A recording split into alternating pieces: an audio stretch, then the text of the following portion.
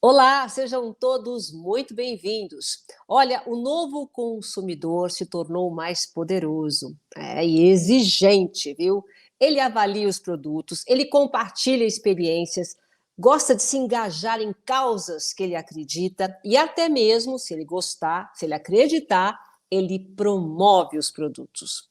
A evolução tecnológica vem mudando consideravelmente o comportamento e o perfil do consumidor. E para falar desse tema, a nova configuração do consumidor brasileiro, nós vamos conversar com o coordenador geral dos cursos de Publicidade e Propaganda da Universidade Paulista, Unip, o professor Carlos Roberto Velota. Seja muito bem-vindo, professor. Obrigado, Silvia. Agradeço imensamente o convite e vamos ver o que vem por aí, né? O que esses consumidores vão aprontar nos próximos anos. Mas essa abertura que eu falei é a realidade, né? O que mudou no cenário do consumo brasileiro?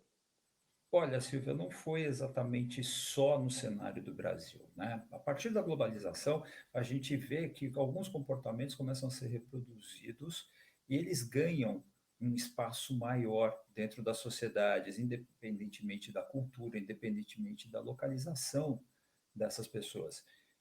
Diante disso, também tem o fator tecnológico, né? Isso aproximou demais as pessoas. Hoje a gente tem uma instantaneidade da informação que é uma coisa absurda e as pessoas estão cada vez mais engajadas dentro dessa questão da informação. Então, diante desse cenário todo, a gente vê que está muito mais fácil, está muito mais próximo eu trocar de um lado para o outro do Atlântico, por exemplo, conversar com alguém na Europa agora simultaneamente, dá para se fazer isso, dá para se Uhum. ter acesso a coisas que nós não tínhamos há coisa de 3, 4 décadas no máximo. A gente, por exemplo, uma música, né, que era lançada em rádio aqui, a gente levava quase 2 anos para esse disco chegar no Brasil. Hoje não, lançou, já é sucesso instantâneo. Você tem as plataformas digitais reproduzindo, e hoje a gente não tem mais o produto físico do disco, por exemplo. Mas o consumidor mudou de cara também. Ele começou a prestar um pouco mais de atenção, a ter mais cuidado com aquilo que ele almeja, com os desejos dele. Começou a comparar mais e não há uma ordem de inversão que acontece, é bem comum. Antigamente ele recebia e praticamente acabava engolindo o que existia, não questionava, não haviam estudos, né, sobre esses consumidores, ninguém montava uma identidade, um perfil, né, que a gente chama de persona para eles. Então, tudo isso acontecia de uma forma extremamente violenta. E não tinha poder também o consumidor. Hoje é diferente. Os consumidores são muito ouvidos, o consumidor se tornou muito mais exigente. Também tivemos mudanças em termos de legislação, né? O Código de Defesa do Consumidor aqui no Brasil, por exemplo, deu um passo gigante em relação a isso, essas mudanças também. A gente não pode falar que só a questão de tecnologia, que é só uma cultura de consumo, tem também uma realidade política, tem também a realidade legal e a própria economia, que é uma concorrência desenfreada. Hoje eu tenho tantas opções que eu posso parar e observar por que é que eu vou comprar A e não vou comprar B? Por que eu vou usar C? E começam a aparecer algumas outras questões, como, por exemplo, a identidade de marca, que antigamente você comprava qualquer um, desde que fosse branco, né? Ou como diria o Henry Ford, você pode comprar carro de qualquer cor, desde que seja preto. Deixe que seja pode. E Ford, fica por você. Mas mudou muito, né? O consumidor, por exemplo, hoje, a gente usa muito nas empresas as pesquisas que falam da voz, né? O VOC, a voz do consumidor, né? Voice of Consumer. E eles dão muitas dicas para as empresas. Criaram-se relações, né? O storytelling, que é muito Pesquisa. comum, Uhum. exato. O storytelling, que é muito empregado para a construção de relações. Então, hoje, uma companhia não quer mais só o consumidor que compra e até logo, quando eu precisar de novo, eu te visito. Não, eu quero construir uma relação com esse consumidor, Fidelizar. Uhum. exato, e vai além da relação de consumo. Então, ele vai viver, né, praticamente essa marca, ela vai se tornar importante e vai ficar o tempo todo na mente dele.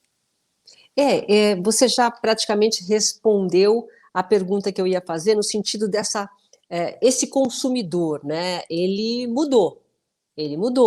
As pessoas hoje elas estão mais atentas. Eu não sei, até eu acho, principalmente por conta da pandemia, que vão ser menos consumistas, né? Elas procuram ver realmente o que vale a pena. E tem uma relação diferente mesmo, principalmente emocional, eu acho, né? Para essa fidelização acontecer, eu sinto quando eu vejo alguma propaganda, alguma coisa, todas as propagandas, as grandes propagandas, seja de que produto for, pega o cliente na emoção. Isso é uma forma, um formato, né, do próprio discurso publicitário. Como diz o Luiz Guanais, publicidade sem emoção não funciona. Ele tem toda a razão. E o gênero mais explorado na propaganda de todo mundo é o humor, porque é uma forma de extravasar. E tem gente que ainda leva a sério propaganda ou outras manifestações de comunicação com o mercado que fala, nossa, como é que pode ser isso? Como é que isso acontece? Esquecem do princípio, que é uma grande brincadeira, é uma grande ficção criada para fazer uma demonstração de um produto, para criar uma situação de uso, para te explicar uma situação. Então, eu acho até bacana algumas marcas, por exemplo, eu estava assistindo outro dia uma campanha de uma cerveja sem álcool, que pegou dois grandes pilotos da Fórmula 1, pai e filho, e fez uma brincadeira como se fosse uma jornada entre eles, né? Eles vão apostando, o pai sempre consegue ganhar e sempre fica com a chave do carro. Até que no último momento o pai vai falar a questão do álcool, né? Se beber não dirija, e ele fala zero álcool. Então hoje quem dirige sou eu. E ele acaba faturando a última etapa lá da competição deles. E é uma coisa muito legal, porque você tem essa vivacidade, você tem esse frescor, né, do humor que dá também um peso menor às relações de consumo. A gente também já transcendeu, né, desde o início do século XX, essa questão toda que antigamente você ia lá, remunerava, fazia a troca, dava o dinheiro, recebia o produto e acabou. Não é mais assim. Você não compra só por uma necessidade. Você escolhe quem vai te atender, além da necessidade de ficar limpo, de se vestir bem, e o que mais for, sabor da comida e por aí vai-se embora, você também tem uma questão de empatia com aquela marca, Sim. empatia com aquele produto. E aí vem essa relação também mais emotiva, que são os estudos que o pessoal de neuromarketing faz em relação a isso. Os neurologistas foram estudar o cérebro e ver como é que eles reagiam a determinados estímulos. E um dos estímulos que eles usaram foi justamente publicidade. E aí começou a se desenvolver todo um ramo do marketing focado nas reações especificamente provocadas por estímulos externos. E aí começou o neuromarketing, começou a se trabalhar mais isso, começou a entender melhor como é que funciona o ser humano em relação a esses estímulos. E por que é que ainda tem gente que brinca e fala, a televisão, por exemplo, a TV é aberta, convencional, o É. pessoal ainda fala, melhor programa da TV é o intervalo. Tem gente ainda que fala isso, né? Isso foi uma realidade aqui no Brasil durante aproximadamente uns 15 anos, tinha muita gente que em pesquisa caía falando justamente isso, né? Eu assisto porque eu me divirto.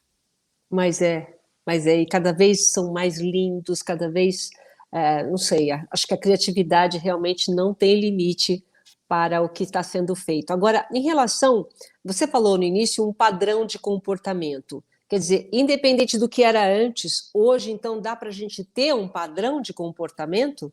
Dá para traçar esse padrão?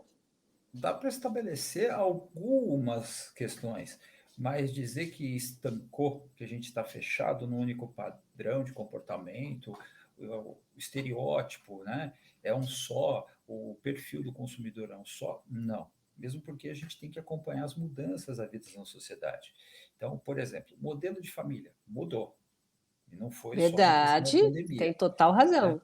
Uhum, Hoje, eu até estava conversando agora há pouco, o pet na nossa vida, né? total.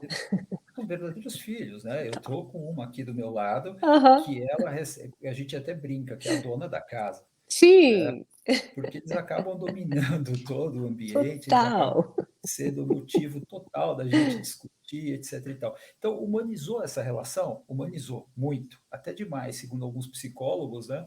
Porque se você perde o animalzinho, depois, né, já viu, o pessoal fica muito mal. Mas, É por exemplo, é verdade. um segmento de mercado que cresce todos os dias, ele não para de crescer, eles não param de desenvolver produtos, né? E eu até um comentário que eu ouvi há pouco tempo atrás, daqui a pouco o próprio pet vai estar decidindo o que ele vai querer ou Ó, não que não o tutor duvido. compre. Não, é uma questão.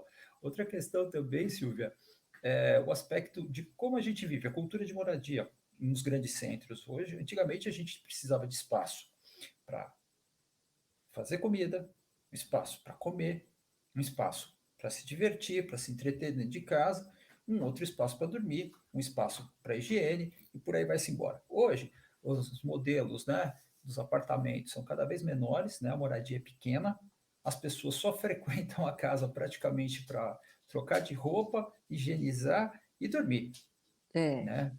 O pessoal sai muito cedo, faz todo o É, processo de deu uma alimentação mudada fora aí nesse também. último 1 ano e meio, né? A gente ficou bastante em Agora, casa.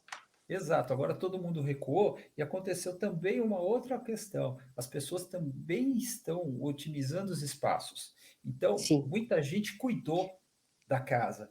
Então, coisas que antigamente você contratava uma pessoa, mudou até a performance de serviço nisso. Você contratava uma pessoa, por exemplo, para pintar seu apartamento, pintar um quarto, ou fazer alguma instalação, aí vai lá, galera, e já entra também a questão da comunicação, vou assistir os tutoriais no YouTube.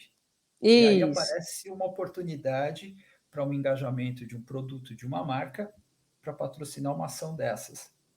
E aí já começa a construir uma relação que vai, na relação estabelecida, você quer, a gente ajuda, te explica como é que você faz melhor, etc e tal profissional aqui. Mas sempre tem o produto lá, discreto, quietinho, parece até uma ação de merchandising, mas não é. É a forma do patrocínio mesmo. Já é bem explícito, não existe nada tão implícito ou dentro da história, né, dentro da narrativa. Então começam a aparecer essas coisas. O ser humano também agora começou a comparar antes de comprar. Por que Uhum. eu vou comprar A e não vou comprar B? O que A me traz a mais que o B não me traz? Por que eu serei fiel a essa marca? O que ela me propicia de É isso experiência, né? mesmo. É Se uma fala mudança muito total de conceito, eu acho. então, É um outro olhar, não só falando de consumidor, é falando de sim, emprego, é falando de empresa, é falando de tudo. É, tudo mudou mudou, totalmente, né? A forma de pensar, tudo, tudo. mudou. Eu Agora, vejo bem isso que você está falando. Muita gente que não quer voltar, que vai ficar no in-home, que prefere o in-home. Então, se eu não, eu sou um fico pouco mais imaginando, o professor, você fez uma boa comparação como era antigamente, era mais simples, você ia lá, uhum, jogava o produto goela abaixo, comprava, não comprava, muitas vezes esse produto que não tinha aqui, né, tantas coisas que a gente viajava para conseguir alguma coisa, hoje a nossa, gente tem tudo, com a globalização, todo mundo tem acesso a tudo, pela internet tem acesso a tudo, então você escolhe, né? Eu fico imaginando hoje alguém preparar uma campanha tudo que tem que pensar, né, em relação ao consumidor. Ficou enorme essa relação, né? ficou e eu tenho que começar a entender melhor quem são essas pessoas. Então, antigamente a gente formava um perfil, era um selado, estanque. Então, eu tinha um perfil de consumidor. O que é essa pessoa, de que sexo é, que idade? Então, era trivial. Isso continua existindo, só que é o básico do básico do básico. Hoje, para eu conseguir conversar com o meu consumidor, eu preciso entender o que ele faz no lazer dele. Que cor que ele prefere para a casa dele, se eu tiver ligado a uma situação de uso doméstico, por exemplo? Né? Porque as empresas que fabricam tintas, por exemplo, elas seguem tendências, mas elas olham, né, e observam o tempo todo o que o consumidor quer. Se ele quer mais alegria dentro de casa, se ele quer um pouco mais de bom humor e não tão alegre, então aí já vou para uma cor um pouco mais pastel. Então começa a trabalhar uma sinergia de uma série de elementos. Uma outra questão também, o consumidor, ele não gosta de ler manual. Nunca gostou. Aqui no Brasil, Ah, então, é uma máxima. Também é tem um monte, horrível. eu tenho um monte guardado aqui, nem sei para que Eu, que eu guardo eu, isso. eu tenho uma porção também, a maioria deles é só consulta rápida, só as primeiras páginas ali e acabou. É, E isso é uma outra coisa que ninguém gosta. Então, os anunciantes também não investem mais dinheiro nisso. Eu vou investir em quê? Em experiência de uso. Então, eu pego alguém, põe um vídeo no YouTube, Mando, eu lembro uma vez, uma empresa de micro-ondas que mandava um DVD. Maravilhoso. Era Uhum. lindo. Então você recebia um DVD que te ensinava como tirar mais proveito do produto. Quer dizer, então hoje faz parte já da forma de trabalho, os anunciantes eles estão empregando cada vez mais os recursos das redes sociais, dos websites, dos vídeos, para ter essa interação do anunciante e o consumidor. É isso? E construir essa história. Né? Que tem um caso de storytelling que eu acredito que é um clássico, né? Até maior que Star Wars, que é a questão da despedida da Kombi, há poucos anos Nossa. atrás. É. O que eles fizeram? Abriram um canal de comunicação com todo mundo que tinha alguma história para contar com a Kombi. Então, tinha história da infância de pessoas, um casal que foi rodar o mundo de Kombi, um casal de brasileiros, o outro que foi para 3 Copas do Mundo com a Kombi dele e saiu pintando a Kombi, e Eu aí lembro vai-se embora. disso. É Uhum. muito legal. E eles fizeram o quê? Uma despedida da Kombi, como se ela tivesse deixando o testamento dela. E ela foi distribuindo. Em vários países eles fizeram a mesma situação, até voltar no início. Então ela falou: Eu não tenho vergonha de ser rodada em relação à idade, à quilometragem. Então, algumas situações que você se mata de rir e, ao mesmo tempo, você fica sensibilizado. Eu conversando com algumas pessoas, isso já faz uns 7 anos, por aí, que eles fizeram essa ação, um pouco mais até. Eu converso com as pessoas, muitas ainda se lembram. Uma outra Sim, coisa. porque Mas, marcou, né? A exato, emoção, né? Aquilo que a gente está falando, é exato. emoção. E, além de tudo, vai naquela questão: quem nunca escorregou, né, num banco traseiro de Kombi, naquela napa, né, quando faz a curva? Quem nunca chamou uma Kombi de pão puma, né? Uhum. É feio falar marca, mas o pão de forma, no formato, etc. E tal. Então, estabeleceu-se uma relação. E a Volkswagen usou isso para se Sim. despedir, para entender qual é o impacto da saída de um produto tão vencedor durante décadas, que, se a gente Tão comparar os enraizado carros. nas famílias, Exato. né? Se a gente É. comparar os produtos, os carros de hoje, tem uma tecnologia embarcada muito pequena. Não tem toda essa eletrônica, não tem toda essa gama, né, de conveniências para o motorista ou para os passageiros. É bem diferente a relação. E marcou. É, E é continua verdade. fazendo história até hoje. É muito legal isso. Então, os anunciantes estão criando essas relações. Estão estabelecendo isso que vai além do consumo. Eu tive uns anos atrás, estava assistindo um canal que era de uma montadora também, e que não Uhum. passava nada de produto deles. Só se passava vídeos, eram vários curtas que exploravam apenas a linguagem do cinema dentro do canal deles, dentro da internet mesmo.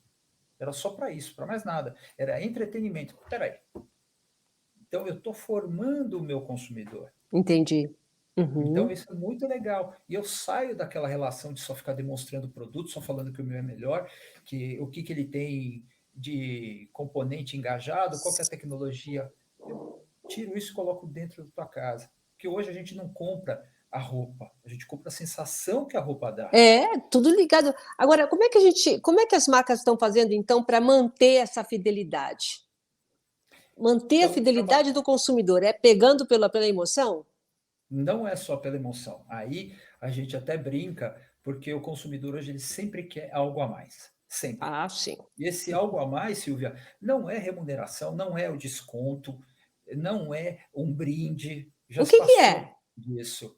Respeito, uma experiência maior, melhor, algumas considerações diferentes. Então, às vezes, o cliente, ele quer. Isso aí a gente viu uma vez numa pesquisa, eu chorei de dar risada. Ainda bem que eu não estava junto com eles lá, dentro da sala de espelhos, né? Aquele Fox Group. O consumidor disse: ele propicia que eu seja ouvido na minha casa. Saiu essa resposta, a gente, como assim? Né? Ficou todo mundo intrigado. Eu vou lá e mostro que eu sei mais que todo mundo sobre ele. Estava falando sobre o produto. Então, ele recorrentemente ia até assistência técnica, pegar dicas de uso do produto para chegar em casa e falar: tem mais uma para contar. O assunto do jantar.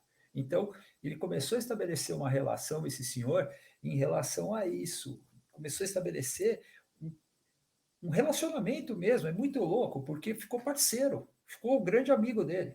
Mas não Mas ficou sabe que amigo de você deu uma conversa no bar. ideia? Você me deu uma ideia, porque tem um produto aqui que eu não sei mexer e eu não gosto de olhar o manual. E tá lá, eu não mexo. Eu vou na assistência técnica, vou falar que eu não sei mexer, ele vai explicar tudo e vou voltar para casa, porque é o único jeito que eu tenho. Mas aí é que está. Se a companhia, se uma empresa anunciante, fabricante, revendedor, o que quer que seja, se ela preparou a equipe dela, esse é um outro ponto que também a gente não pode deixar de lado.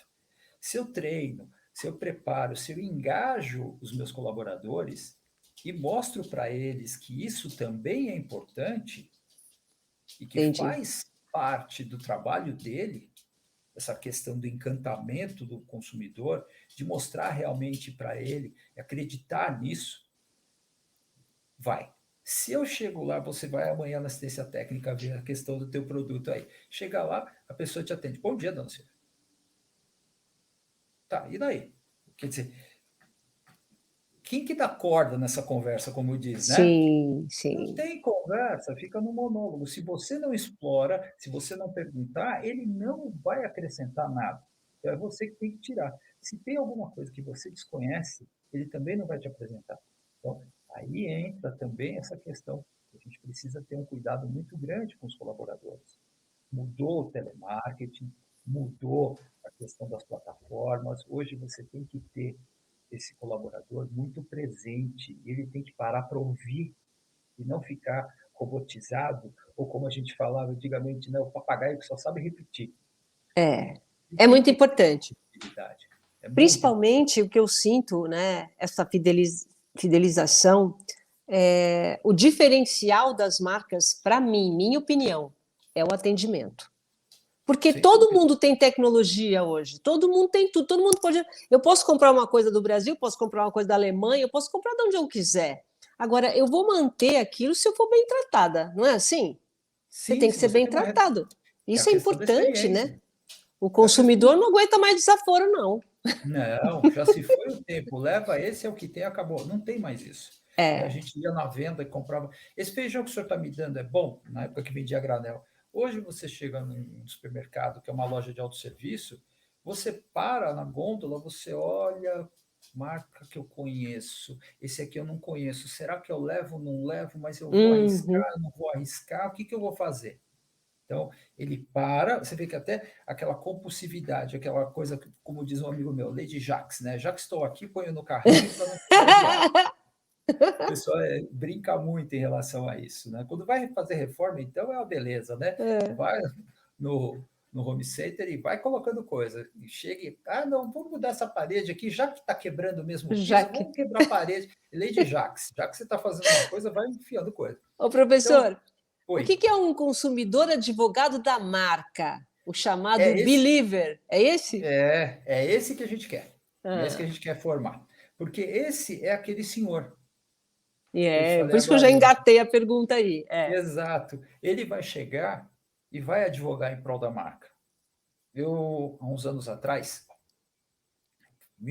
2013, para ser mais exato, uma senhora no interior aqui de São Paulo levou o carro dela para fazer revisão no concessionário. Família já toda morando aqui em São Paulo, ela morando lá na cidade. E durante o período, o carro ia ficar o dia inteiro no concessionário fazendo a revisão, e durante o dia ela recebeu uma ligação. A irmã dela, numa cidade logo ao lado, tinha passado mal e tinha sido internada no pronto-socorro da cidade. Ela foi É. correndo para o concessionário, que era perto da casa dela, e ela pegou e falou: Filha, eu preciso do meu carro de volta, está acontecendo isso. Explicou toda a situação para o gerente. O gerente falou: Não se preocupe, o seu carro vai ficar aqui. Pegou um funcionário da concessionária, pegou um carro de test drive, ele está à disposição, ele vai ficar com a senhora o tempo que precisar, Não, e levou para outra cidade. Pergunta: você acha que não, essa senhora muda de marca? nunca. Nunca mais. E o pior de tudo, essa virou um caso na minha vida, porque depois eu fui conhecê-la.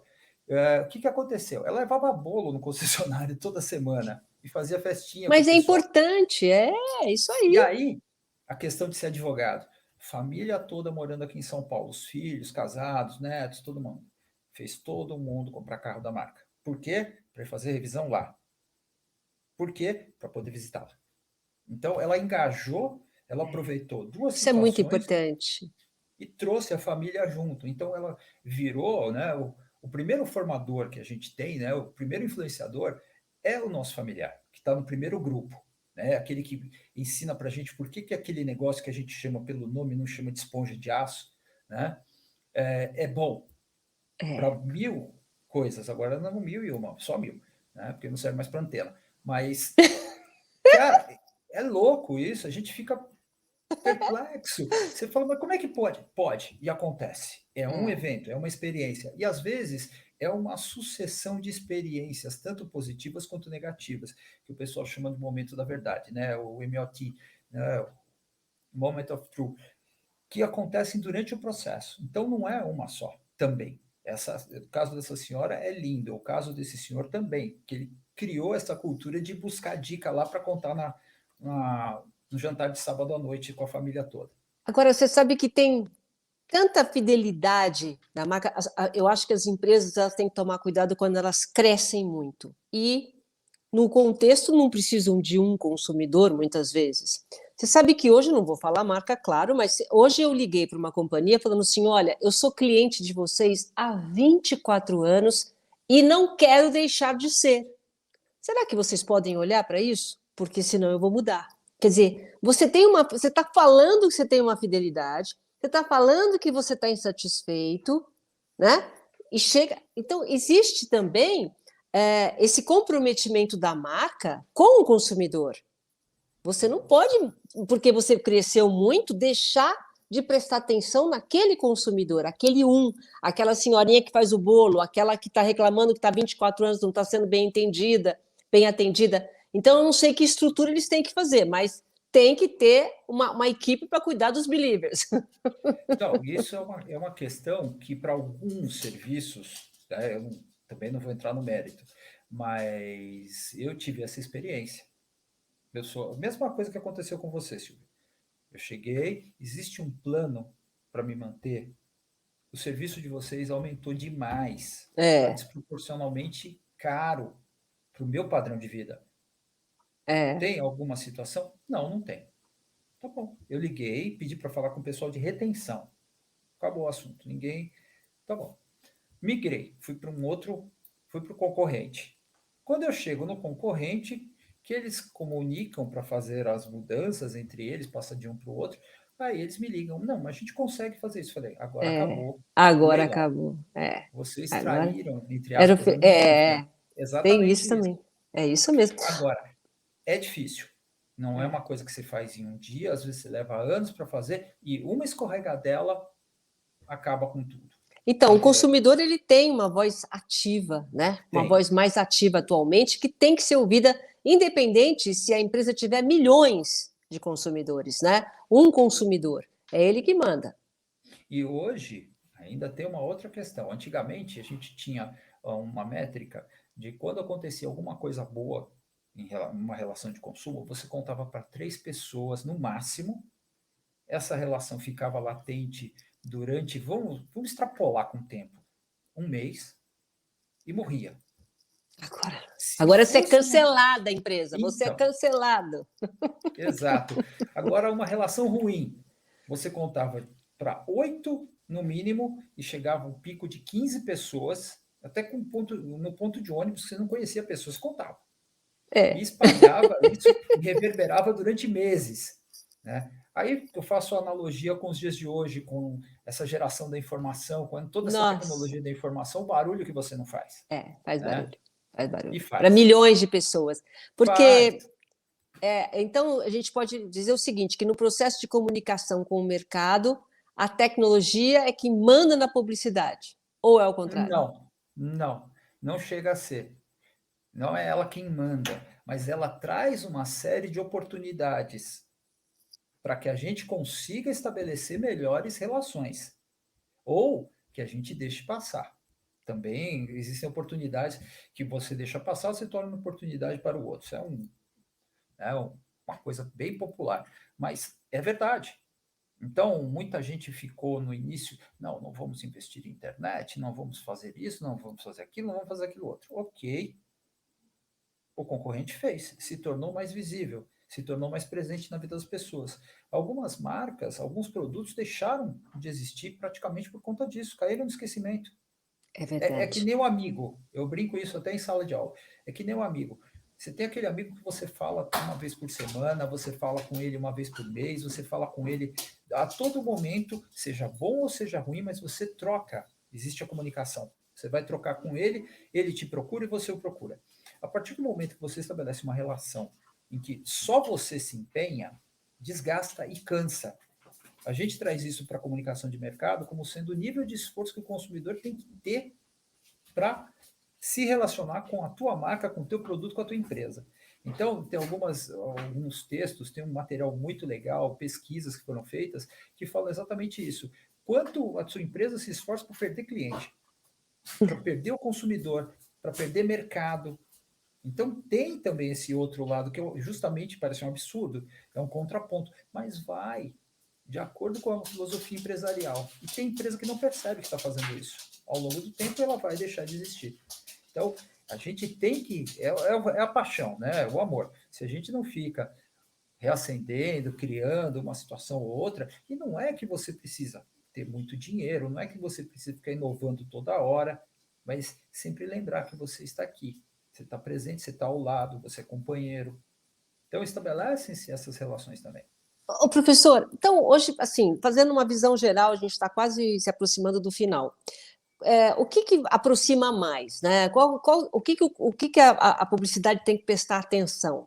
Ela fazer aquele comercial que ela gasta milhões para produzir, pegando no coração, tocando o coração, na emoção, enfim, que vai gastar milhões numa televisão, ou hoje existe a internet, você mesmo falou, que você não conta para um, você conta para milhões. Às vezes, um influencer com um produto na mão, ele não precisa fazer nada, ele só toma um golinho, ou ele está com aquilo no home office, já atinge e já fideliza, porque como eu gosto daquele influencer, eu vou direto, eu acredito no que ele está falando.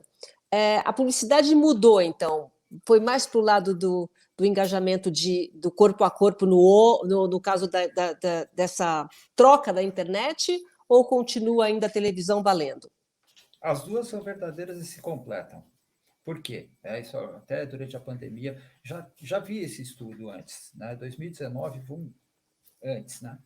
A televisão aberta, ou seja, aquele sinal da antena de casa que eu não tenho que fazer nenhum pagamento para poder receber, não é operado por ninguém, ainda faz a diferença, ainda gera opinião em relação ao consumo. Com a pandemia, ela aumentou porque é barato o entretenimento e também vai me ajudar a formar. Tanto é que a gente percebeu, a gente vê por estudos, várias pesquisas aí, até a mídia especializada, né, o jornalismo especializado em propaganda, em marketing, que houve um incremento, houve um aumento de investimento em meios tradicionais. Como também o pessoal começou a trabalhar, isso é muito legal, por exemplo, a terceira idade. Muita gente, para ter um convívio, para conversar, os idosos começaram a se adequar à tecnologia, ao digital. E É, começaram a assistir coisas no YouTube, começaram a consumir séries on demand. Então, está mudando o tempo todo. Mas a gente não pode descartar e dizer que um é infinitamente supremo em relação ao outro. Não dá para se fazer e se levantar essa questão, né, engajar dessa forma. Todo mundo tem seu momento. tá Agora, certo. você querer ser único, não dá ainda. Ainda não dá para fazer isso. Tá certo, professor. Olha, nosso tempo acabou, mas eu acho que a gente colocou pontos importantes aqui. Eu queria agradecer muito a sua participação, viu? Sou eu que agradeço, Silvia, a generosidade sua e de todo mundo em relação a esse encontro. Quando vocês precisarem, eu estou à disposição de vocês. Tá certo. E olha, queria dizer que o cachorro manda mesmo. Aqui em casa eu tenho dois que mandam em tudo aqui. Com certeza, eu tenho uma só que a gente fala, a rainha da casa, né? E quando vai comprar alguma coisa, leva o cachorro para ver se ele gostou. Ele também fala Mas que gosta. é óbvio, tem um amigo que só compra carro se o cachorro aprovar, né? Tá bom. Mas é Muito assim. obrigada. Olha, obrigada a Obrigado, você que Silvia. está acompanhando aqui esse encontro, esse bate-papo. Só querendo dizer para vocês que fica aqui nas redes sociais para você ver e para você rever. Muito obrigado pela companhia e até a próxima.